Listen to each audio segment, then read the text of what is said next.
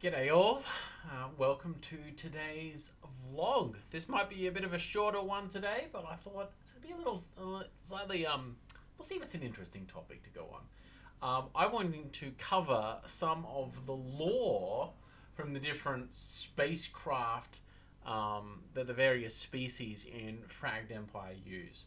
And the reason why I think spacecraft are a particularly interesting sort of slice to take out of each culture is because they're a reflection of the technology of each of the different species. And of course, technology is born out of resources, culture, and also history, specifically with how they went surviving and re-emerging after the Great Exion War. So let's take a look at each of these in turn, and we'll just sort of do a couple of slightly, just a little take on each one. So this is, and some of the artwork that I'm going to be showing is works in progress, okay? Because I feel like the spaceships, specifically the art, was a bit inconsistent in Fragged First Edition. So I'm starting to try and make it a bit more consistent because I want people to be able to see a ship silhouette or a picture and just instantly know, that's a Kelthoran, or that's a Corp, or that's a Remnant. Cool. So let's go. Let's jump into this. So this picture here, of course, is it's a Kelthoran ship. Let's go from there. Okay. So we're going to have a look at. So let's start with the easy ones. The easy ones first. So these are just some quick sort of sketches that I had made up. So I'm still working on these, so bear with me. They're kind of design proofs. Might be the best way to think about them. Okay, so firstly, we've got the Corp. So unlike all of the other ones here, I've got two different ships here designed for the corporation. And this is a reflection of Corp society being so sort of anarcho-capitalistic, hyper-libertarian in a way, that you have this great amount of social divide, economic divide between the different people. And so you have this really clean looking retro spaceship, which is to do with, that's what the upper class, sort of the wealthy have ships like that. And then you got these big hulking utilitarian freighters, which is like for actually moving goods and getting work done. So if we'll have a look at the stats for the corporation ships. You've basically got two types here. So one is, sorry about that phone call. So one is the standard one. The Corp ship has extra cargo and range on their guns, so they're a longer range vessel. They're useful for storing stuff. Really, really good for a party of PCs, especially that extra cargo space. Just perfect for extra workshops or trade goods to be stored. Then, of course, for another ship here, you've got the Corp, which is the opulent. And so it comes with additional attribute points, but they're not built as sturdy as a normal ship. And so if they suffer 2 attribute damage, it results in 2 damage subsystems. So normally you would just have 1 damage subsystem, like life support or something like that, getting hurt. Cool. Okay, so Corp ships, unlike a lot of other ships, the corporation are actually building their ships from scratch. A lot of other ships are salvaged, ancient ships that have been repaired or patched up, whereas the Corp are actually using just mined materials, creating their own hulls and stuff like that. They will of course still use gathered technology, especially jump drives are something that they really like to collect because they're very hard to build.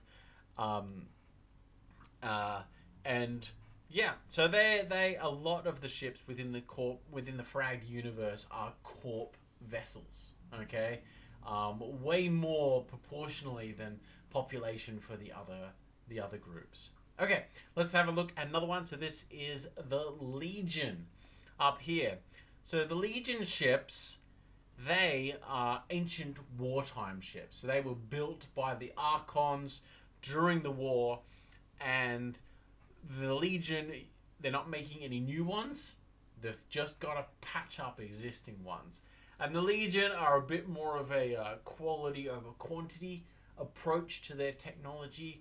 So, whereas they could get a bunch of scrappy, sort of mostly functional ships up and going, they would prefer to have fewer ships, but working well. Okay? Rules-wise, if you have a look at the Legion, so they come with a couple of extra shields, which is pretty incidental. The primary thing that a Legion ship's going to come with, and why it could be attractive to your group, is that all of their weapons have -1 mount. And so what this means is that weapons have a mount value, and if a ship's hull is damaged to below that mount value, then that weapon can no longer be used. So it's just harder to disable Legion weapons. And all of their ships, by default, come with a drop pods subsystem. So they're actually launching troops down to the ground in pods and things like that. So that could be a very fun ship for your party to have, okay? Not only tougher in combat, but they got drop pods can be so useful for a fun story. You know, a quick deployment into a hot zone or into a mission or something like that. So, yeah. Okay, so that's the Legion. Just coming through them. Okay, so next one is, let's have a look at the Palantor. Okay, so the Palantor have probably some of the highest tech ships in the Fragged setting, okay? Because they're using ancient human technology for a lot of their ships. And if we have a look at them, so while most ships only cost 1 influence, they cost 2, so you know they're more fancy ones. And they've got all system rolls may be successfully rolled an additional time per turn. Okay, so normally this means that you can only do your your full burn or your scan system roll successfully once per turn.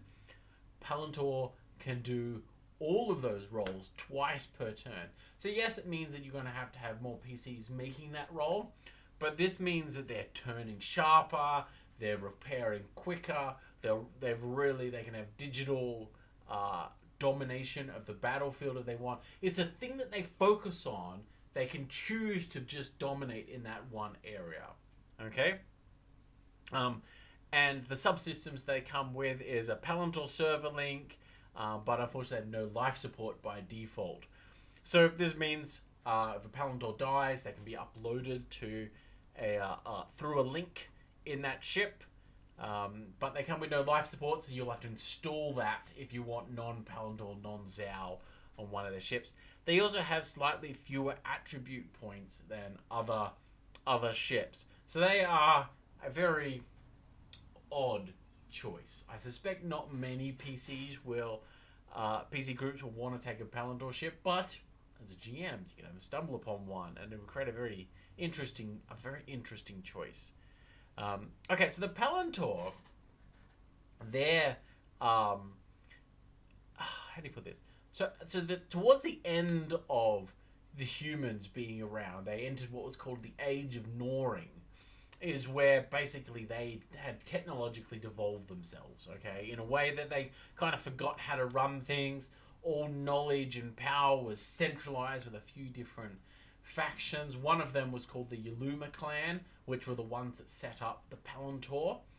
If you read the Fragged Cyberpunk, you can get a bit of an introduction to them. And they set up the Palantor networks and their nodes and stuff like that, and they were maintained by this automated robotic system. And when the Palantor exited the nodes, they entered these robots and took them over. And a lot of them, some security systems, and some of them were maintenance robots, okay, and eventually they've started to build their own. So the Palantor, these stations might have had a ship, maybe a 2 or 3 They're just for emergencies or just to drop supplies off, and they were left there for storage. So the Palantir are building their own ship, but they're building very few of them. So they're like, a Palantir ship is really rare within the Fragged setting. Okay? But they have a lot of high-tech tools and stuff like on them. So a bit of an unusual choice. Yeah, the PCs chose that one. Okay. Mechanids. So that is these guys here. So the Mechanid ships were created by the Archons, and they were blending ancient human technology with some of their own technology. And so they have a little bit of some of the shared sort of technological DNA with the Palantir, but they've got their own things going on as well. And also the Mechanids, as they sort of advanced, they started, as they've sort of swallowed up more of these Palantir minds and corrupted them, they'd gathered more knowledge about human technology, and they started modifying themselves, and they created big factories to pump out more Mechanids, add more Mechanid ships, and all that sort of stuff.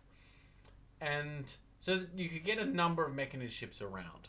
Okay, the Mechanid ships themselves is here. So if we have a look at them, again, they've got that -1 mount thing to all weapons, and they come with the subsystems of drop pods and Palantir server links. So they're a military ship. They're built for combat. That's why they've got that reduction in mount.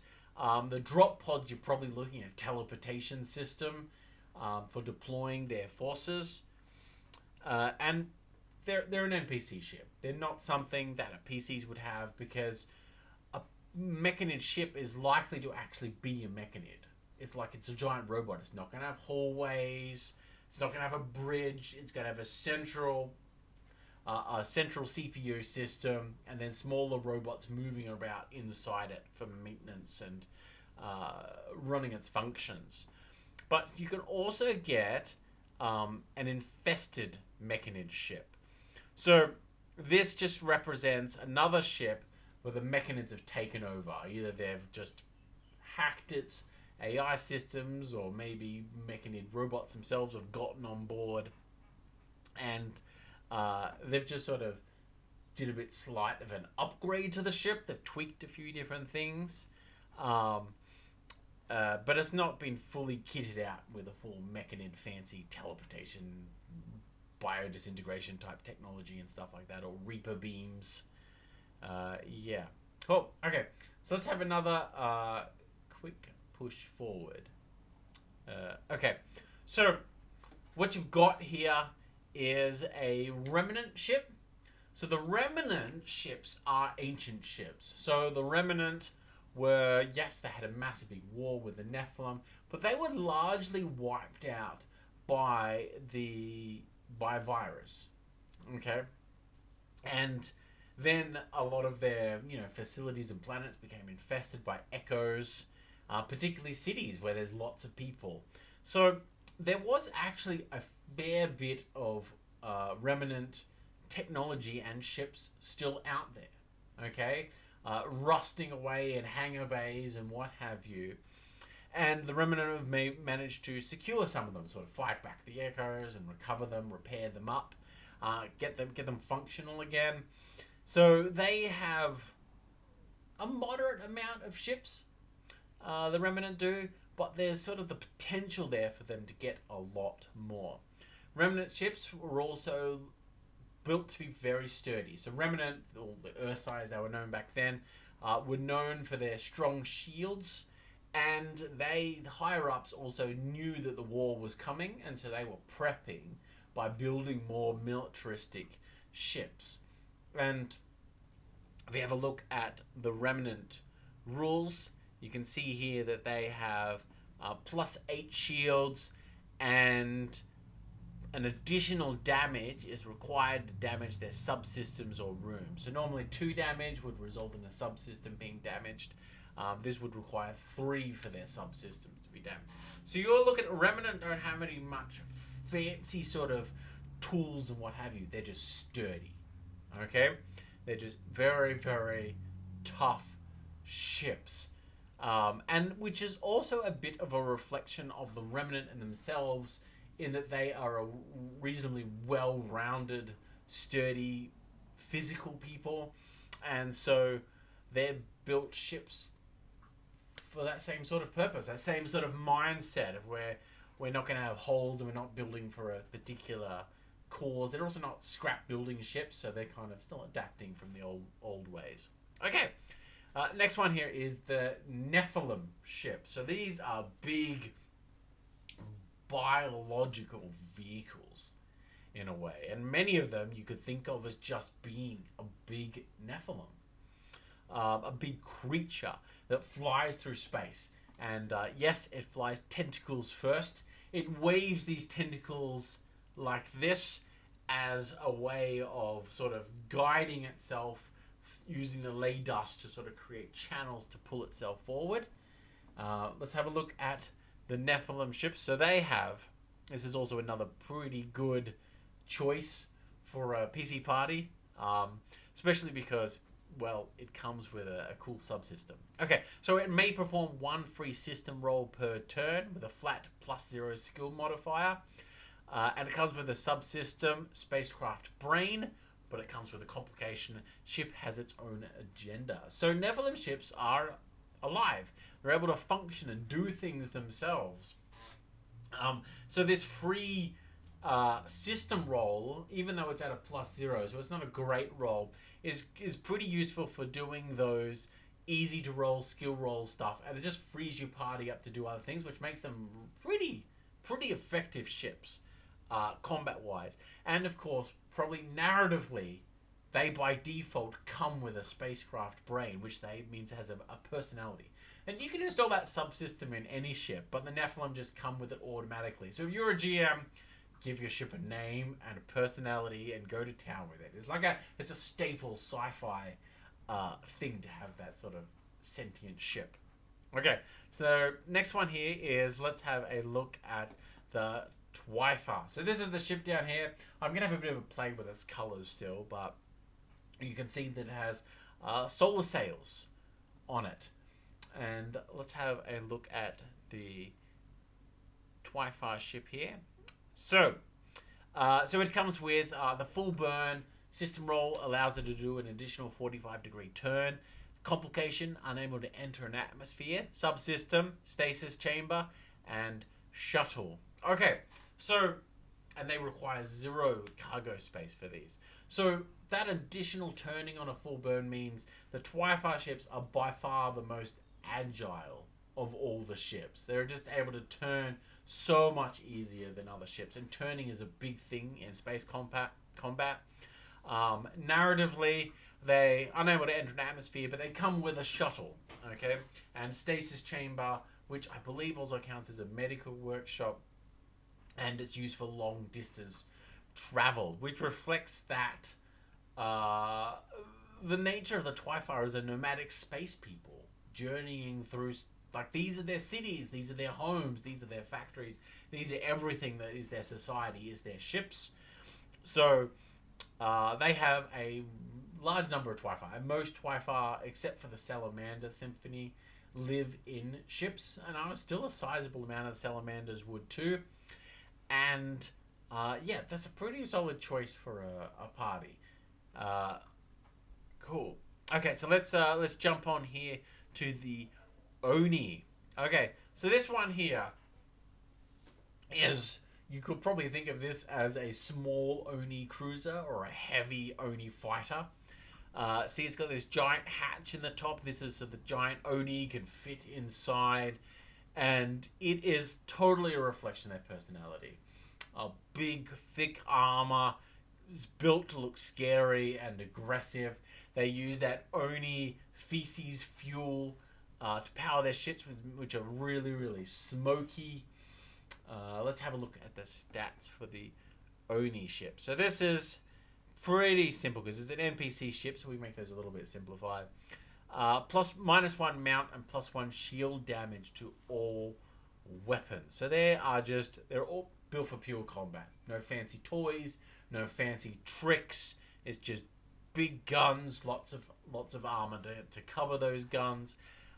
If I was the GM, I'd probably also say that most Oni ships don't have shields in a narrative sense of it, but I might just sort of say that the shield damage counts as sort of absorbed by the plating that sits on the outside of the ship, and as you blow it away, kind of maybe bits come off or some come loose or bits like that.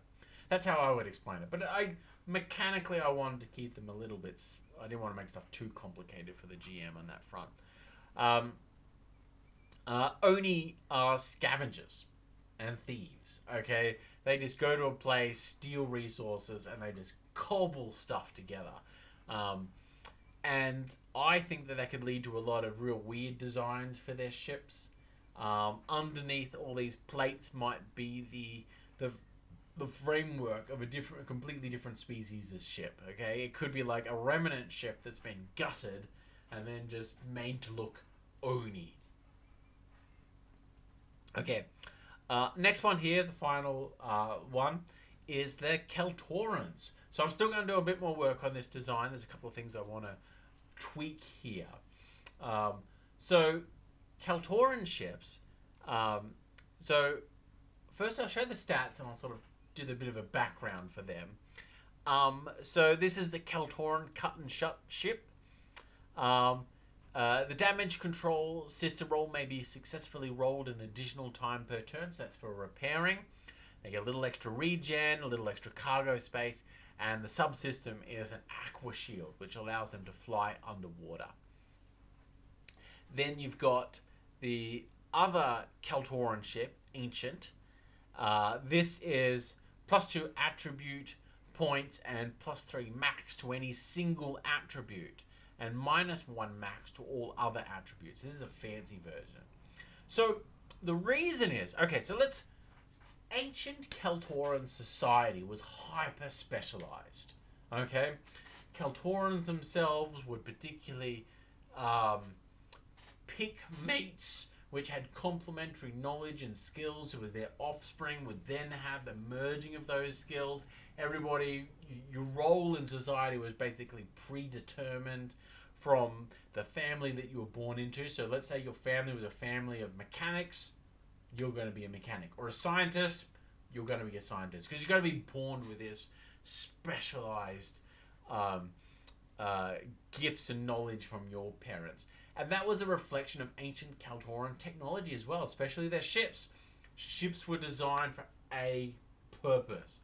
This ship, mining ship, but it's mining this particular thing in this particular place, and it's designed to work in a network of hyper specialized ships. So ancient Kelthoran ships were like that.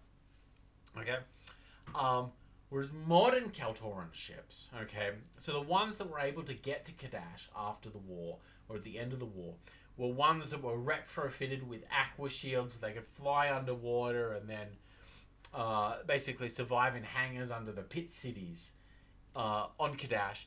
And then these ships were pulled apart and used to build those cities. But some of them weren't pulled apart. Some of the hangars were sort of closed off from flooding or collapse or violence. And so modern Kelthoran ships, what they actually are, is multiple other broken ships pulled together and made into a whole ship. So even this one, for example, you can see that it's got 2 bridges. The reason for this is because it's just made from 2 different ships that have been put together. And that is the modern Kelthorans, are all about flexibility, robustness. They have lots of redundancies in their ships. Just they might have multiple life support systems just because the multiple ships they got together sort of work like that. So if one bit breaks, they can salvage bits from another subsystem and then plug that into that broken system. So they're very repairable. So Kelthoran ships are kind of the ultimate safe ship. They're well-rounded. They've got a little, they're very durable, have a little extra cargo space. The aqua shields are a bit of just a cultural unique thing. It can sort of open up some different places they can go. So if I was the GM, I would say that it's not only just flying through water, but just through dense things. So it could be a dense nebula or a dense planet's atmosphere. Yeah, cool. Okay, so you also notice there's one specific species wasn't mentioned, which was the Zao. The Zao don't have ships. They're not technologically advanced enough to have ships. Okay, so let's also want to quickly touch on, I don't have any pictures of them, but echo ships. Okay, you can, so echoes are these ghostly apparitions, these psychic ghosts. So I could totally imagine a ghostly Nephilim ship, or maybe so some ghosts are just sort of organic material, but they often have sort of ghostly equipment for themselves because they imagine themselves as they were. So you could have totally full ghost ships. So in one of my games I had some ghostly Ursai who thought they were still fighting the war and they were loyal to the Exion, and so they turned up and they specifically didn't target other Nephilim. And yeah, so Echoes is your incorporeal and immune to ram and shaken direct crew. So this just means you can't ram a ghost ship because you just go through it. And they have the strong hit Fade. Teleport 3 spaces in any direction, but don't rotate. So it's kind of they can blink out of existence and appear somewhere else. So, yeah, that can be a tricky ship, but interesting to use. Cool. The only other last thing I'll do is I'll also mention that Kelthoran ships also generally nuclear powered. This is mostly because Kadash just happened to have a bunch of materials that were good for getting nuclear reactors started, and so that kind of became a bit of a thing in Kelthoran society because Remnant, and it's a commonly available resource for them on their home planet. So you can imagine as time goes forward, these different cultures are going to change. You might get Kelthoran ships that no longer have aqua shields, they're not nuclear powered. The Twifar, as they stop journeying long distances, especially if they're able to stay in Haven for a long time and fight off the Oni, they might start creating different ships that aren't designed to live on, but are just designed to be functional or to do tasks. The Remnant might change their ships as they're fleeing their home system to Haven. I could imagine them heavily modifying them a lot to have larger cargo spaces for moving people, moving supplies and goods. And eventually, after they've used all these big cargo fat ships to move people and stuff, they're all settled a bit. They might say, well, what else can we put these big ships to use to? So they might become the new haulers of the Haven system. So that's something you can play around with. Mechanid ships, I'd imagine, also be generally pretty broken and worn down as they're sort of just floating around. Not doing anything, just letting space debris and dust build up upon them until they activate and turn on and wake up from their hibernation. Cool. Anyway, hope you guys found this fun. Video turned out to be a little bit longer than expected, but hopefully gave you an interesting cross-section of the various ships within Fragged. Cool. Take care, great.